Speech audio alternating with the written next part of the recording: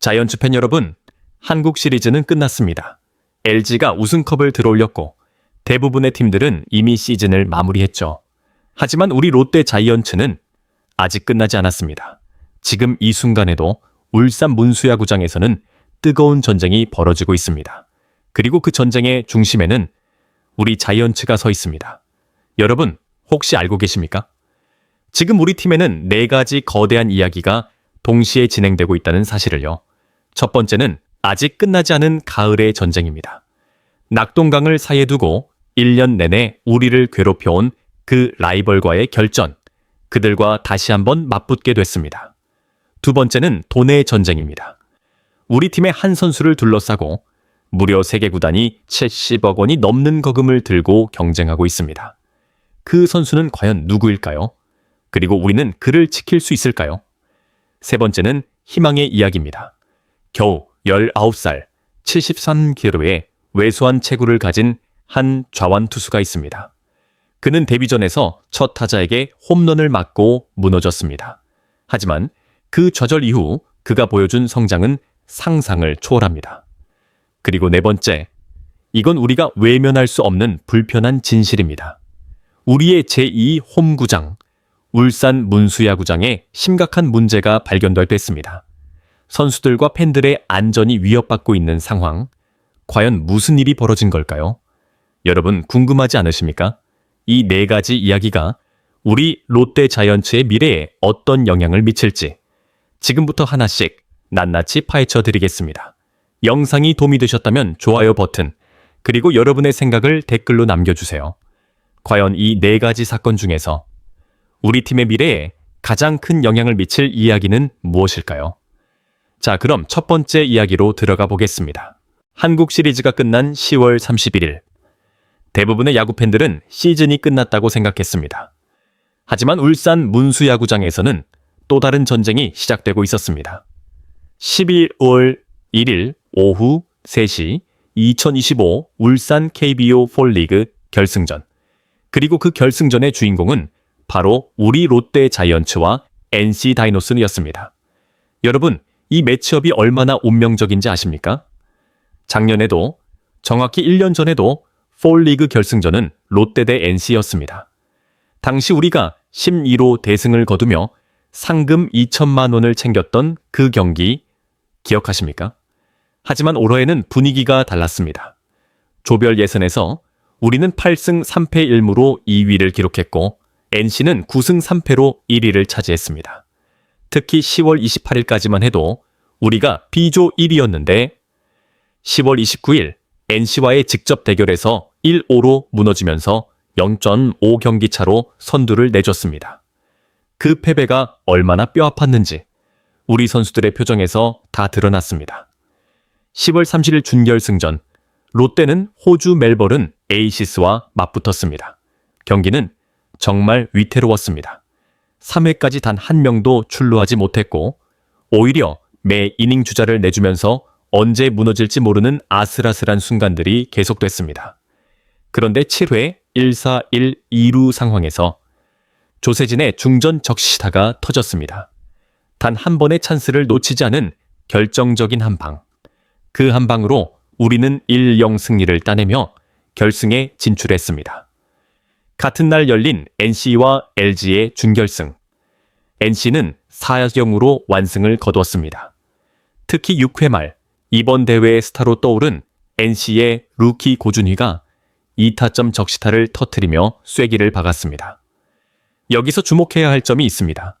이번 폴 리그에서 롯데와 NC 두 팀 모두 신인급 선수들의 대활약이 눈부셨다는 겁니다. 우리 롯데에는 올해 프로에 입단한 외야수 김동현이 있습니다. 겨우 21살인 이 청년은 예선에서 타율 0.419, 6홈런, 23타점이라는 경이로운 성적을 기록했습니다. 퓨처스리그 첫 시즌부터 타격 상위권에 올랐던 그의 재능이 폴 리그에서 완전히 폭발한 겁니다. 그리고 NC에는 고준휘라는 괴물이 있습니다. 이 선수는 아직 고등학교도 졸업하지 않은 18살입니다. 전국체전이 끝나고 10월 21일부터 합류한 그는 조별리그에서 타율 0.19, 27타수 14안타를 기록했습니다. 준결승 LG전에서도 4타수 3안타 2타점으로 대활약했죠. 18살 대 21살. 미래의 스타들이 맞붙는 이 대결은 단순한 폴리그 결승전이 아닙니다. 이건 낙동강 라이벌 구도의 미래를 보여주는 전쟁입니다. 작년 결승전 이후 롯데에서 4안타씩 터뜨리며 우승에 기여했던 추재현과 김민석. 그들은 대회 직후 나란히 두산 베어스로 트레이드됐습니다. 그 상실감을 우리는 아직도 기억합니다. 그래서 이번 결승전은 더욱 중요합니다. 우리의 새로운 영웅 김동현이 추재현과 김민석이 남긴 빈자리를 채울 수 있다는 걸 증명해야 합니다. 여러분 생각해보세요. 한국 시리즈는 끝났지만 가을 야구는 아직 끝나지 않았습니다. 12월 1일 오후 3시 울산 문수야구장에서 벌어질 이 결승전. 과연 우리가 2년 연속 우승컵을 들어올릴 수 있을까요? 댓글로 여러분의 예상 스코어를 남겨주세요. 그리고 좋아요 버튼도 잊지 마시고요. 자, 이제 두 번째 이야기로 넘어가겠습니다. 이번엔 돈 이야기입니다. 여러분, 70억 원이라는 숫자를 상상할 수 있습니까? 한국 프로야구에서 유격수 한 명의 몸값이 70억 원을 넘어갈 수 있다는 사실을 믿으실 수 있습니까? 지금 바로 이 순간 KBO 리그 전체가 한 명의 유격수를 바라보고 있습니다. 그 선수의 이름은 박찬호입니다. 1995년생, 2014년 1군 무대에 데뷔한 박찬호는 2019년부터 KIA 타이거즈의 주전 유격수로 활약해왔습니다. 그리고 그는 2023 시즌과 2024 시즌 2년 연속 3할 타율을 기록하며 타격에서 한 단계 더 성장했습니다. 2025 시즌 박찬호는 134경기에 출전해 타율 0.287, 148안타, 5홈런, 42타점, 27도루, 출루율 0.363을 기록했습니다. 여기서 가장 중요한 건 트루 시즌, 연속 시즌 130경기 출전이라는 경이로운 내구성입니다. 그리고 수비, 박찬호는 KBO 수비상을 2차례 수상했습니다. 리그에서 인정받는 검증된 유격수 수비.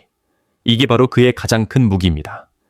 시장의 시작가는 작년 겨울 FA로 이적한 심우준의 4년 50억 원입니다.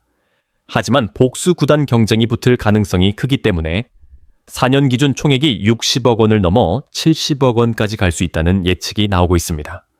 박찬호 본인도 이렇게 말했습니다. 올겨울 FA 시장이 정말 궁금하긴 하다. 내가 막 큰 돈을 받고 싶다는 의미보다는 우리 팀에서 얼마를 제시할지, 협상 과정은 어떨지 그런 게 궁금하다. 내가 협상을 한다는 자체가 신기할 듯 싶다. 아직도 실감은 안 난다. 그의 말투에서 느껴지는 설렘과 긴장감, 그게 바로 FA 시장의 매력입니다. 그런데 여기서 중요한 질문이 하나 있습니다. 과연 어느 팀이 박찬호를 가장 간절히 원하고 있을까요? 첫 번째 후보는 롯데 자이언츠입니다. 바로 우리 팀입니다. 롯데는 2025 시즌 팀 전체 유격수 위아리 리그 8위인 1.86에 머물렀습니다. 시즌 초반 트레이드로 데려온 전민재를 쏠쏠하게 활용하긴 했지만 시즌 전체로 보면 명백한 한계가 있었습니다. 롯데 입장에서 박찬호를 영입하면 수비에서 검증된 유격수를 확보하고 내년 시즌 돌아오는 한동희와 함께 내야진 안정화를 노릴 수 있습니다. 2026 시즌은 김태형 감독 계약의 마지막 해, 뒤늦은 취임 선물이 될 수도 있습니다. 두 번째 후보는 K-위즈입니다. KT는 2025 시즌 팀 전체 유격수 노버리 리그 9위인 0.85로 롯데보다도 더 심각한 상황입니다. 만약 KT가 내부 FA인 강백호를 적극적으로 잡지 않는다면 박찬호에게 예상보다 훨씬 더 큰 투자를 할 가능성이 큽니다. 박찬호가 KT로 가면 허경민, 박찬호, 김상수, 황재균으로 이어지는 베테랑 내야진이 완성됩니다. 상상만 해도 무시무시한 라인업 아닙니까? 세 번째는 원소속팀인 KIA 타이거즈입니다. KIA도 당연히 박찬호가 필요합니다. 하지만 KIA에게는 변수가 있습니다. 내부 FA 숫자가 너무 많다는 겁니다.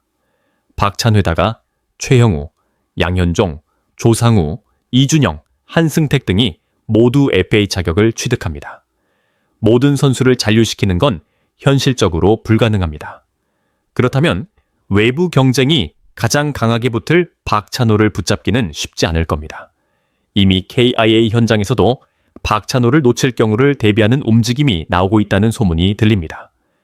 작년 FA 시장에서 유격수로 이적한 심우준의 50억 원은 이미 기본 시작가로 평가받고 있습니다.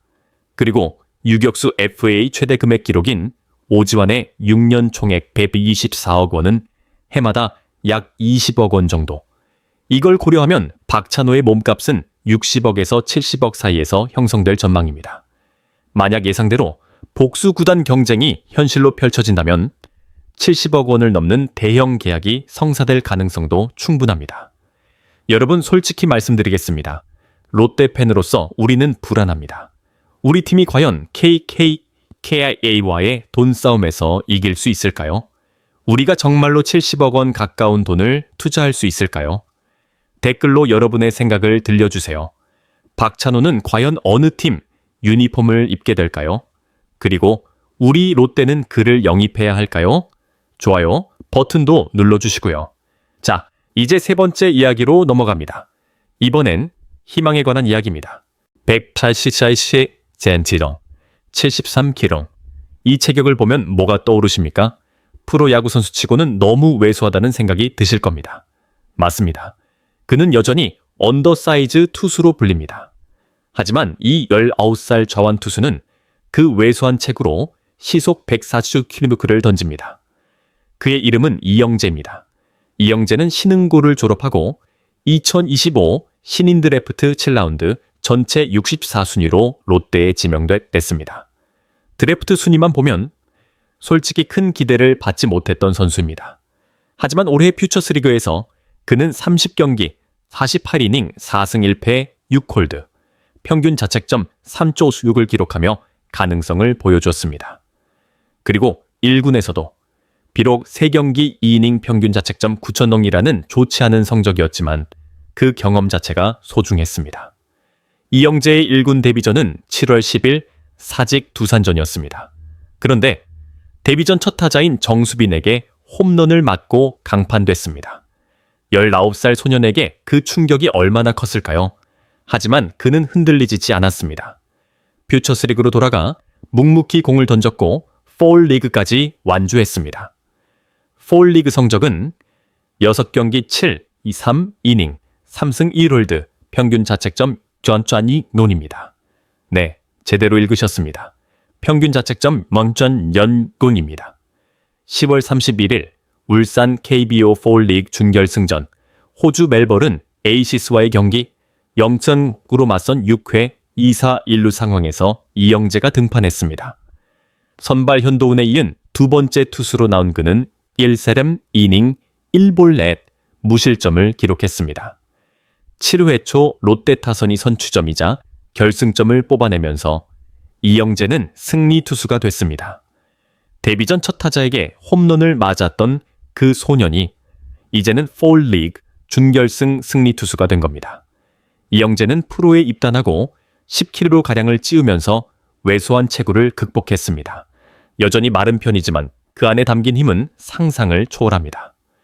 올해 최고 구속 시속 149km까지 찍었으니까요. 이영재는 스스로 이렇게 말했습니다. 여전히 마른 편이기는 하다. 하지만 그래도 이 정도로 체격이 성장했다는 것에 기분이 좋다. 몸뿐만 아니라 실력도 성장한 데뷔 시즌이었던 것 같다. 프로의 벽은 높았습니다. 그는 일단 운동량이 엄청 많아졌다. 아마추어 때는 공을 안 던지는 날은 조절을 했는데 프로에서는 매일 캐치볼을 하고 또 펑고도 받았다. 이게 너무 힘들었다 라고 고백했습니다. 특히 스태미너 문제가 심각했습니다. 롱릴리프도 나가고 선발도 몇 번 했는데 50개 정도 던지면 체력이 떨어졌다. 체력도 떨어지고 또 스피드도 확 떨어졌다. 그래서 그는 매일 아침 악력과 몸무게를 체크했습니다. 조금만 빠졌다고 생각하면 더 먹었습니다. 19살 소년의 절실함이 느껴지지 않습니까? 데뷔 전의 악몽에 대해 그는 이렇게 말했습니다. 1군 데뷔했다는 것만으로도 엄청난 경험이었다. 한 번도 아니고 3번이나 1군 마운드에 올라서 좋았다. 데뷔전에서 홈런을 맞은 건 그럴 수 있다고 생각한다. 1군이 확실히 달랐다. 1군 분위기에 너무 긴장했고 나의 밸런스도 나오지 않았다. 하지만 9월 24일 두 번째 등판에서는 달랐습니다. 1이닝 1사구 1탈 3진 무실점. 그는 삼성전에서는 제 공을 좀 보여드린 것 같다. 점점 적응을 한 것 같다고 뿌듯해했습니다. 그리고 무엇보다 놀라운 건 구속 향상입니다. 1년 전까지만 하더라도 최고 구속이 140km 초반대, 평균 구속은 130km 후반대였는데 평균 구속도 최고 구속도 5km 이상 늘었다. 이제 이영재는 쉬지 않습니다. 11월 2일부터 일본 미야자키 마무리 캠프에 참가합니다. 그곳에서 그는 김상진 코치와 재회하게 됩니다. 그는 김상진 코치님께서 알려주신 것들을 계속 수행하고 있었고 배웠던 것을 마저 배우고 또 안 다치고 오고 싶다고 강조했습니다. 그리고 이영재에게는 또 다른 목표가 있습니다. 바로 저정의 현수입니다.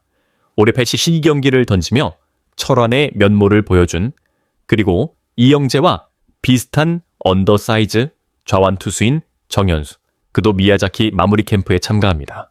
이영재는 말했습니다. 80경기 넘게 등판한 현수 형이 대단한 것 같다.